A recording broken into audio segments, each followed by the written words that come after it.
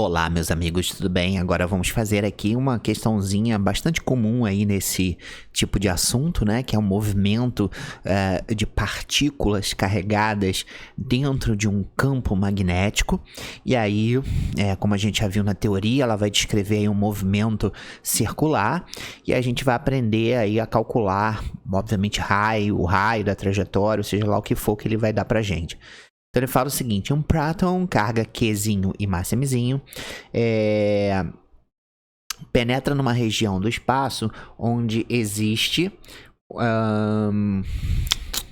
um campo magnético uniforme de indução B conforme a figurinha. Determine o módulo de B para que a carga lançada com velocidade V de módulo 1 vezes 10 elevado a 7 metros por segundo descreva a trajetória circular indicada de raio Rzão igual a 2. É dado que M sobre Q igual a 1 vezes 10 elevado a menos 8 quilos por coulomb. Isso é muito interessante porque as televisões antigas, né, elas funcionavam através desse modelo. Ou seja, você tinha um canhão, esse canhão ele arremessava elétrons, tá, com uma certa velocidade, e ali dentro você tinha um campo magnético que provocava o desvio desse feixe de elétrons e fazia com que esses elétrons tocassem cada pontinho da tela. Tá? E aí, cada pontinho da tela, se estivesse muito iluminado, formava um ponto branco, se estivesse sem iluminação, formava um pontinho preto, e uma iluminação intermediária formava um pontinho cinza.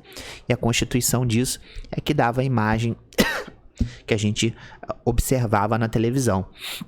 Então é muito importante isso daí. Então qual é a regra por trás disso? Então deixa eu passar para a nossa tela de resolução. E quando, nesse caso, a partícula com carga, uma certa carga, velocidade V, está mergulhada num campo magnético, ela vai sofrer a ação de uma força magnética, que vai ser perpendicular à velocidade, e aí essa força magnética vai ser a responsável por esse bichinho fazer a curva. E aí a gente sabe, um corpo só faz curva se estiver atuando sobre ele uma resultante centrípeta, uma força centrípeta, que é a resultante que aponta para o centro da curva. Só que aqui, como a gente está desprezando também o peso, essa coisa toda, a única força que está atuando em cima do corpo é a força magnética, ok? Então a força magnética vai ser a força centrípeta. Então a partir disso, a gente pode descrever a equação que muitas vezes, né, os professores deixam você colocar direto essa formulazinha para fazer a conta. Porque na verdade, em tese, a gente faria o seguinte: força centrípeta é igual a força magnética. Força centrípeta, lembrando lá da física 1, massa, velocidade ao quadrado divididos pelo raio da trajetória. E a força magnética vai ser QVB. Tá? Não tem seno de θ aqui, porque a velocidade e o campo eles são perpendiculares entre si, o seno de 91. Tá? E aí você repara que eu posso cortar uma velocidade daqui e posso cortar essa velocidade aqui. E se eu arrumar esse cara em função do R, eu vou escrever a fórmula do raio dessa trajetória. Raio depende da massa e da velocidade, e ele é inversamente proporcional ao produto da carga vezes o campo.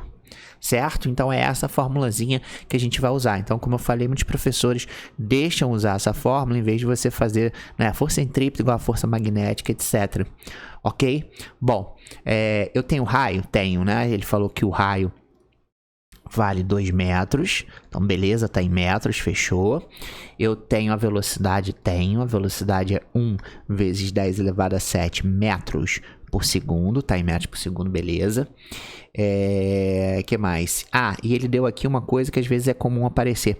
Ele já deu direto a divisão entre a massa e a carga. Você vê que isso aqui aparece aqui, ó, massa divididos pela carga. Tá vendo? E aí ele já deu direto, ele não deu a massa separada e a carga separada, como acontece, né, na maioria das vezes que o problema te dá as grandezas de forma separada. Aqui ele já deu os dois juntos ao mesmo tempo, tá? Que no caso aqui vale 1 vezes 10 elevado a menos 8 kg por coulomb. Ok? Então agora a gente vai substituir e vai calcular esse B, que vai ser exatamente o campo magnético. Então o R, deixa eu mudar de cor aqui. O R, ele vale 2 metros. O m sobre q, que ele já deu direto, vale 1 vezes 10 elevado a menos 8. A velocidade, que é o v, vale 1 vezes 10 elevado a 7. E a variável, campo magnético, vai ficar aqui embaixo. Pronto. Então, o B vai subir, o 2 vai descer, tá? Então, já vou fazer a conta aqui, ó. 1 vezes 1 dá 1, né? Aqui é a multiplicação de potência de 10, então, soma os expoentes. Menos 8 mais 7 vai dar menos 1.